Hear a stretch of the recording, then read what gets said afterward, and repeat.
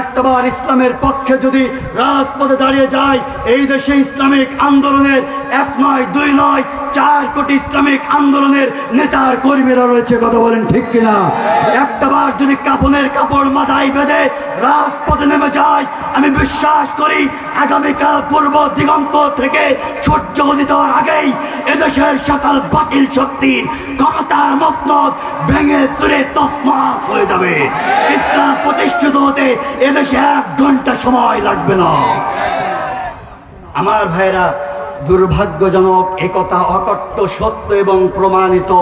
আজকে মুসলমানেরা এক কাতারে না দাঁড়ানোর কারণেই নাস্তিক, মুরতাদ, বেঈমান, কাফের আর ফাসিকরা ইসলামিক আন্দোলনের মানুষগুলোকে ধরে ধরে ফাঁসির মঞ্চে ঝুলিয়ে দেওয়ার মতন দুঃসাহস দেখাতে তারা বেশ সফল হয়েছে। কথা বলুন ঠিক কিনা?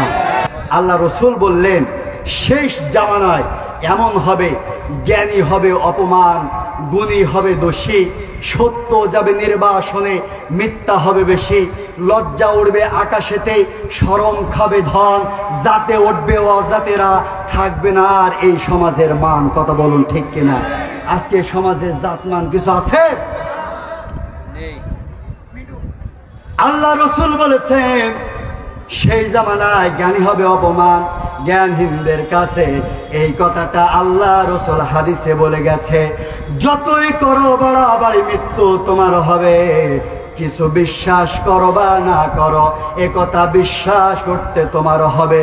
যেদিন তুমি মারা যাবে, সবাই তোমার দেখতে আসবে, দেখবে তোমার লাশ। কেউ খুঁড়বে কবর আর কেউ কাটবে বাঁশ, কেউ করাবে গোসল আর কেউ করাবে দাফন। ওই কবরে আল্লাহ ছাড়া তোমার কেউ হবে না আপন। নেতা বলো, নেত্রী বলো, কেউ তো কারো নয়। দুনিয়ার সকল মায়া ছেড়ে ওই অন্ধকার কবর জগতেই সকলকেই চলে যেতে হয়। কথা বলেন ঠিক কিনা? আমরা সবাই বাস করি পৃথিবীর এই অঙ্গে। হাতের রেখা, মুখের চেহারা মেলে না তো কারোর সঙ্গে। মেলে নাকি? এই হাতের রেখা, মুখের চেহারা কারোর সাথে মেলে?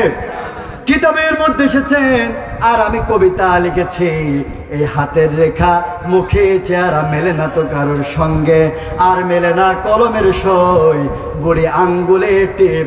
মহান প্রভু আছেন একজন, এই কথাটা 100%। কথা বলেন না কেন?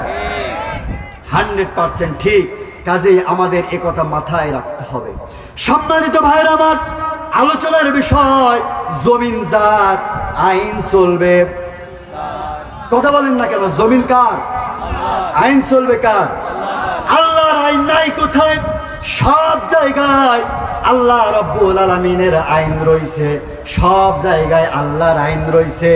আল্লাহ পাক বললেন, যারা সংসদ ভবনে, বঙ্গভবনে, গণভবনে, সেক্রেটারিয়েটে, সুপ্রিম কোর্টে, হাইকোর্টে, সব জায়গায় যারা আল্লাহর আইন দ্বারা বিচার করবে না, ওয়ামাল্লাম ইয়াহকুম বিমা আনজালাল্লাহু ফাউলাইকা হুমুল কাফিরুন।